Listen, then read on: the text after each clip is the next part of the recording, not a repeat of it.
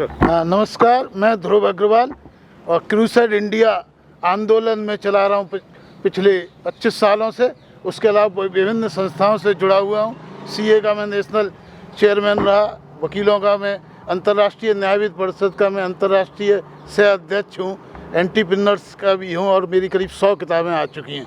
बहुत सारा हम लोगों ने धर्म का भी अध्ययन किया, अध्यात्म किया और देश का किया। वतन आज़ाद हुआ, सारे जहाँ से अच्छा हिंदुस्तान हर गली में हर कोने में गाया गया।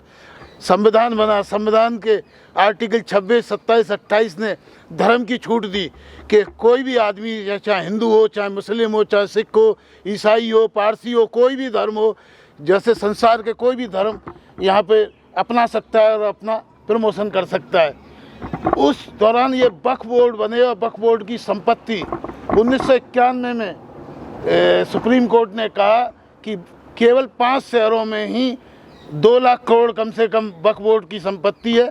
तमिलनाडु हाई कोर्ट ने कहा 1 लाख करोड़ संपत्ति केवल तमिलनाडु में।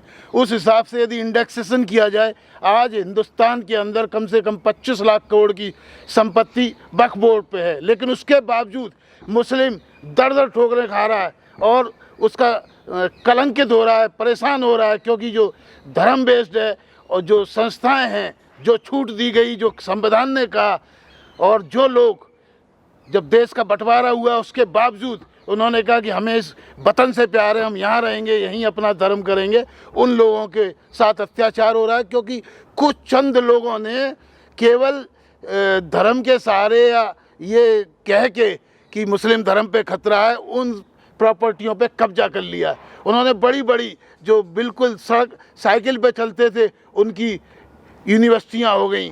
यहाँ भी दिल्ली के अंदर आम आदमी पार्टी है, भारतीय जनता पार्टी के विजेंद्र गुप्ता जी ने 2 साल पहले मुद्दा उठाया।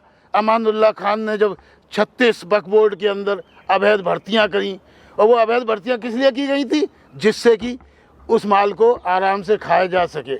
उसके बावजूद सब सरकारें मिली हुई हैं, ना भारतीय जनता पार्टी ने कुछ किया, ना आम पार्टी का तो वो था ही विधायक अमानुल्लाह खान। 2017 से उत्तर प्रदेश के अंदर बार बार कहा जा रहा है कि सिया बोर्ड पर भी, सिया वक्फ बोर्ड पर भी, सुन्नी वक्फ बोर्ड पर, सब पे सीबीआई लगाई, एफआईआर भी की। योगी जी भी कह रहे हैं कि भाई इन पे जांच होगी, लेकिन असलियत में हो कुछ नहीं रहा। हो तब सकता है जब जनता जागे, जब मुस्लिम समाज जागे, जो दर दर ठोकरें खा रहा है कि हमारी इतनी संपत्ति होते हुए, इतनी जगह होते हुए, इतने संसाधन होते हुए भी मुस्लिम लोगों को ऐसा लग रहा है कि हमारे ही लोग उनको प्रताड़ित कर रहे हैं। क्योंकि हर जगह, केवल दिल्ली के अंदर, मैं आपको बताऊं कि पूरे हिंदुस्तान के अंदर हर 100 मुसलमानों पर एक मुस्लिम मस्जिद या जगह है। मतलब ये समझिए 25 लाख से ज़्यादा ऐसी जगह हैं। और यदि ज़मीन का हिसाब लगाया जाए तो हज़ारों एकड़ नहीं, कई लाख एकड़ ज़मीन तो केवल दिल्ली और एनसीआर रीजन के अंदर ही वक्फ बोर्ड के पास है। लेकिन अवैध बिक्री हो रही है। जो है वक्फ बोर्ड के एक्ट में लिखा है, सेक्शन 45-46 के अंदर हर वक्फ बोर्ड को ऑडिट कराना होता है, अंकेक्षण कराना होता है और उसकी रिपोर्ट सबमिट करनी होती है। लेकिन वो कुछ भी नहीं हो रहा है। जो खुद जो माइनॉरिटी के मंत्री हैं उत्तर प्रदेश में, वो सवाल उठा चुके हैं। लेकिन सवाल उठाने के बावजूद जब तक मुस्लिम समाज जो दर दर ठोकर खा रहा है, कलंकित हो रहा है, परेशान हो रहा है, वो नहीं जानेगा कि उनकी कितनी संपत्ति है और कितना अधिकार उनको मिला हुआ है संविधान के अंदर अपने धर्म को प्रोपोगेट करने को, वो यहाँ पे ऐसा ही रहेगा, बेचारा रहेगा।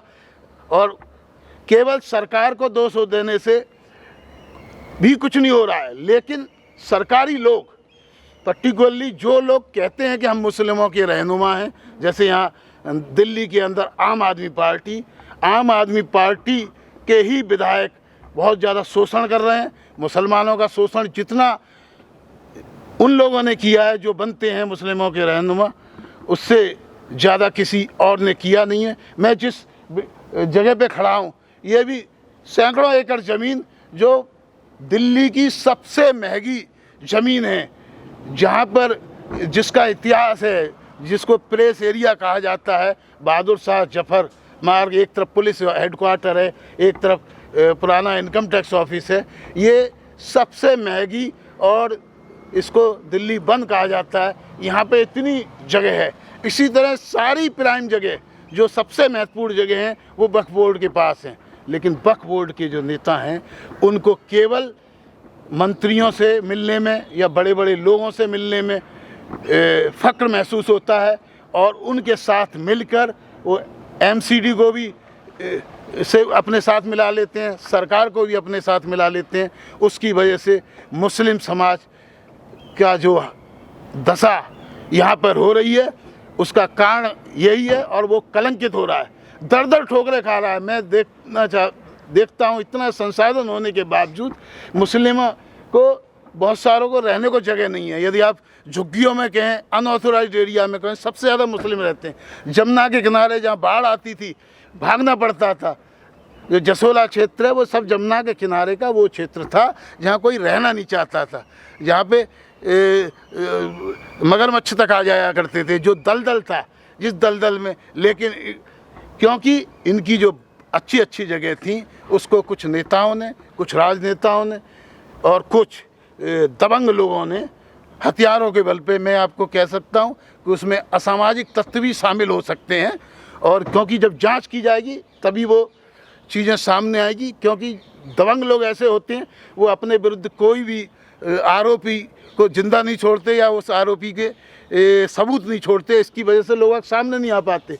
लेकिन इसकी वजह से उन दलदलों में जो सबसे घटिया जगह हैं, जहाँ पानी की सुविधा नहीं, जहाँ बिजली की सुविधा नहीं, जहाँ पे स्वच्छ हवा नहीं, जहाँ गंदगी है, ऐसी जगह में रहने को मुस्लिम समाज के ऐसे ऐसे होनहार लोगों को वहाँ पे रहना पड़ रहा है।